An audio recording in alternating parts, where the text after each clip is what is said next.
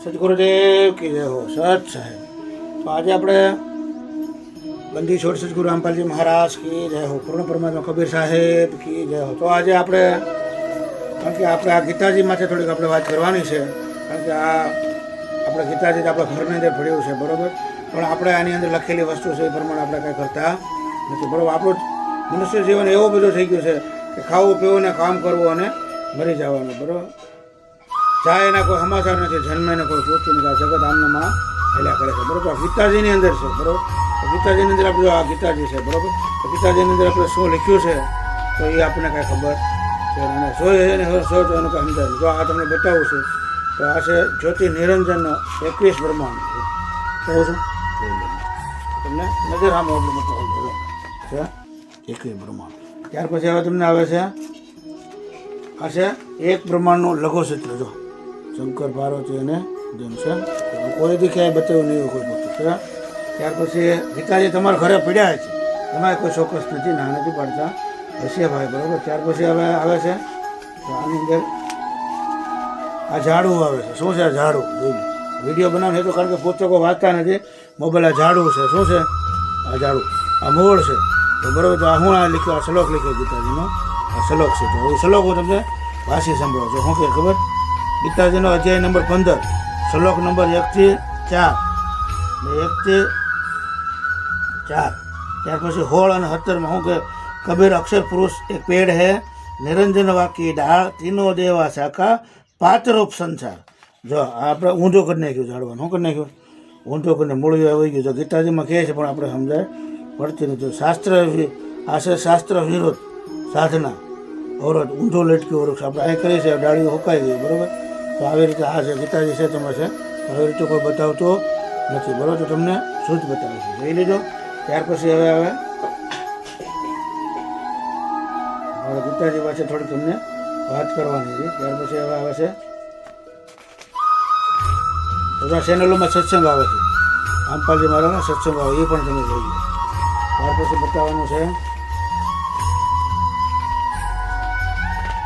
તો આપણે પછી બધા એમ કહે કે રામપાલજી મહારાજ દેવી દેવતાની ભક્તિ છોડાવે છે, પણ મિત્રો એવું છે ને, તમે આવી કરો, જ્ઞાન સાંભળો, જોવો, કાઢવો અને રામપાલજી મહારાજ દેવી દેવતાની ભક્તિ છોડાવે, દેવી દેવી ભક્તની સાધના કરવાની છે, દેવી દેવતા છે આદરણીય છે, પૂજ્ય નથી, પૂર્ણ પરમાત્માની ભક્તિ કરવાની। આપણી બાય હારે જાય તો કેમ એના પતિની પૂજા કરે, સાસુ, નળન, દેર, બધા સમાજના કાકા કુટુંબ જે બધા આવે એના આદરણીય બધા એમ બાકી પૂજા પરમાત્માની આપણે, તો આપણને ભગવાને કોને બનાવ્યા છે તો એની આપણે પૂજા કરો। જો આ દેવી દેવતા છે, ચક્ર છે આપણે જો તમને બતાવે છે, જ્યારે જોઈ લો છે વિડીયોને જો મૂલાધારમાં વસતા ગણપતિ ભગવાન કોણ છે આ ગણપતિ બરાબર। ત્યાર પછી આવે છે સાવિત્રીજી બરાબર, 6 પાંખડી છે। ત્યાર પછી આવે છે વિષ્ણુ અને લક્ષ્મી, ત્યાર પછી શંકર અને પાર્વતી, ત્યાર પછી પ્રકૃતિ દેવી અર્ધાક્ષ દુર્ગા, અને ત્યાર પછી આ સફેદ પાંખડીમાં આવે છે સૂર્ય નિરંજન। ત્યાર પછી શસ્ત્ર સરકમણની અંદર પણ આપણે આ દેવી દેવતાના મંત્રો આપણે બધા ગીતાજી વાંચો। અને ત્યાર પછી ગીતાજીની અંદર આપણે લખ્યું છે કે 4થા અધ્યાયમાં 34મા શ્લોકમાં, હે અર્જુન તો તત્વદર્શી સંત પાસે જા, એને દંડવત પ્રણામ કરો, એની સેવા કરો।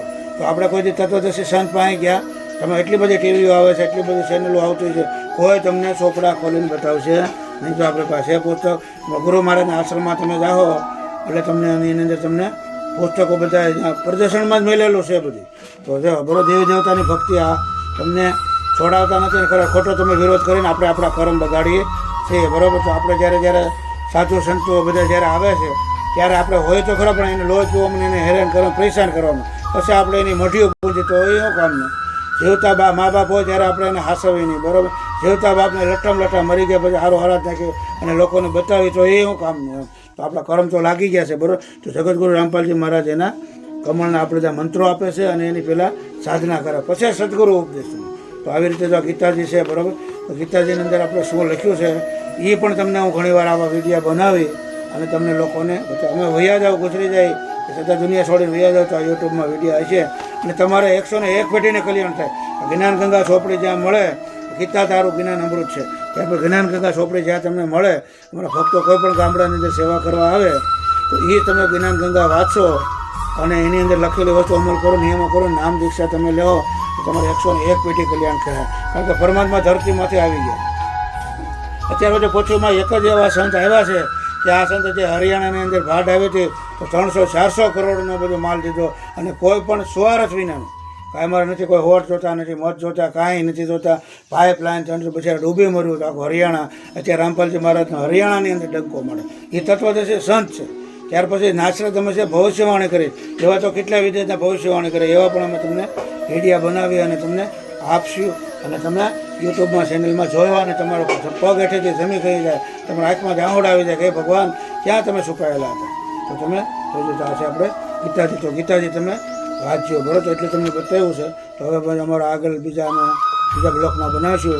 ધીરે ધીરે કરતાં તમે લોકો અમારા વિડીયો જોતા જજો, અને મજા આવે તો લાઈક કરજો, અને મોજ આવે તો સબસ્ક્રાઈબ કરજો. અને જય બંદી છોડ સત સાહેબ.